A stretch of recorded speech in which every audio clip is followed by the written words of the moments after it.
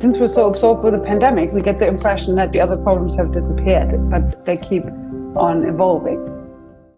We need to do something different compared to the past.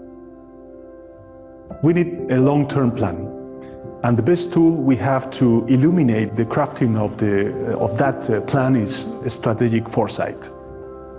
Foresight is not about the next election, but about the next generation. We need to put strategic foresight where decisions are made.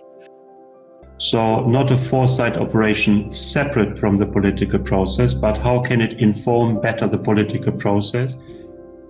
ESPAS is a key feature on the international politics and foresight agenda. This annual ESPAS event that brings together actually the whole EU foresight family.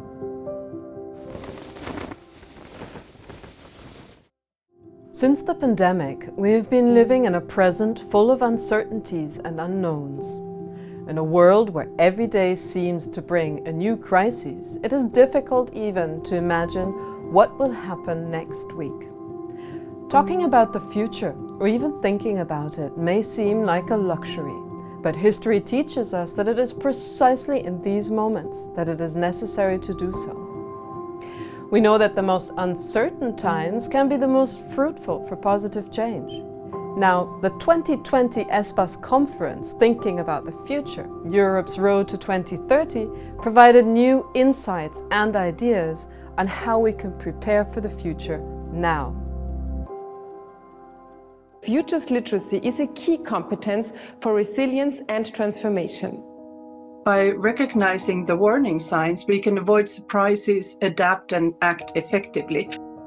We had done the main work, but we didn't use them to become resilient. Maybe this is what would change. The big priority in the coming years, certainly for the EIB group, will be to build up the resilience of our economy. Crises are not scheduled events. They are linked to megatrends such as climate change, demographic shifts and digitization. Resilience is our ability to surf these waves, and strategic foresight helps to identify the waves in time. Let's begin. What can we expect from the societal and green waves? Investment into the green, but also for investment into the social to ensure this just transition. We have to link recovery, green and social aspects. The aim is to give people the capability to be able to imagine their future and thereby feel empowered to shape their own future. So, even in times of crisis, or perhaps especially in times of crisis, democracy cannot grind to a halt. Today, more than ever, however, democracy not only faces social and political challenges, but also technological ones. How is the social wave connected to the digital wave? Now, these algorithms are designed without democratic accountability at all. This technology is now transforming everything. It's very important to make it right from the beginning. The tribalization of the media space has created a lack of even and shared information. Make digitalization less centralizing, but we got to get data sharing right. There has been a lot of discussion lately on the concept of strategic autonomy. As global Europe, we need to seize the opportunity to transform dependencies into interdependencies by cooperating with like-minded partners. How can we revive multilateralism and act as a global player?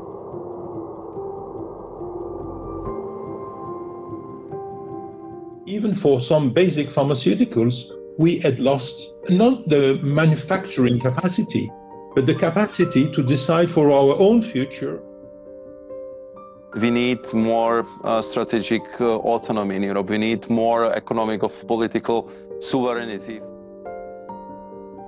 The increasing tensions between the United States and China and in so many other places are a wake-up call. The world needs Europe.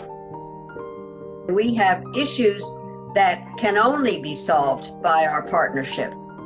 When it comes to climate, when it comes to digital, when it comes, the sort of big transnational challenges of our age related to demography, to digital, to climate, basically the United States and Europe will be working hand in hand again. If this pandemic has taught us one thing, it's that we need multilateralism. In today's world, we are navigating some very choppy waters. By putting foresight at the heart of Europe's planning for the future, we can anticipate, explore, and act in a collaborative way.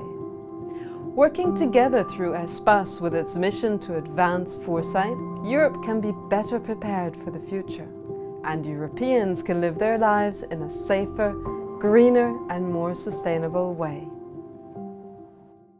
Now, we join our efforts again to imagine and build a brighter future, to build back better, to build a strong, inclusive, resilient, sustainable recovery. So, let's do it.